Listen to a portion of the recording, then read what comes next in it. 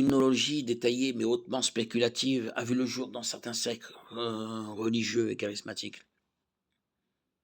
Divers mauvais esprits sont surnommés Jézabel, Python, Dalila, Sirène, Absalom. Rien de tout cela n'est biblique. L'Écriture ne donne aucune raison de croire qu'il existe des catégories spécifiques de démons ou que les chrétiens d'aujourd'hui ont le don de les repousser ou de les exorciser. Une telle mythologie moderne va à l'encontre de la cause du Christ. Le passage le plus complet sur le combat spirituel dans le Nouveau Testament, Éphésiens 6, 10, 18, concernant l'armure complète de Dieu, mentionne qu'en effet, ce n'est pas contre l'homme que nous avons à lutter, mais contre les puissances, contre les autorités, contre les souverains de ce monde de ténèbres, contre les esprits du mal dans les lieux célestes.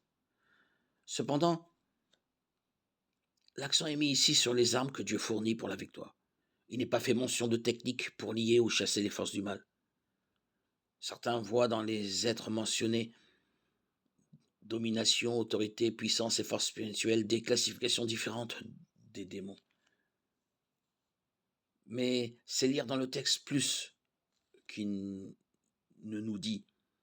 D'après la Bible, les démons sont des anges déchus qui ont suivi Satan lorsqu'il s'est rebellé. Apocalypse 12 dit que le dragon Satan a balayé un tiers des étoiles du ciel. Cependant, l'origine des démons est loin d'être claire et la conclusion selon laquelle ils sont des anges déchus est contestée par certains.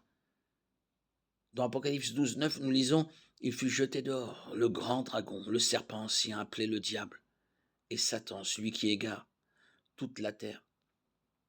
Il fut jeté sur la terre et ses anges furent jetés avec lui. » De même, dans Matthieu 25, 41, Jésus dit qu'au jour du jugement, il dira à certains « Éloignez-vous de moi, maudits, allez dans le feu éternel qui a été préparé pour le diable et pour ses anges. » Cela peut signifier que les démons sont des anges déchus qui sont tombés en même temps que Satan, ou que les démons sont appelés anges dans le sens fondamental où ils sont les messagers de Satan, qui est le sens littéral du mot ange.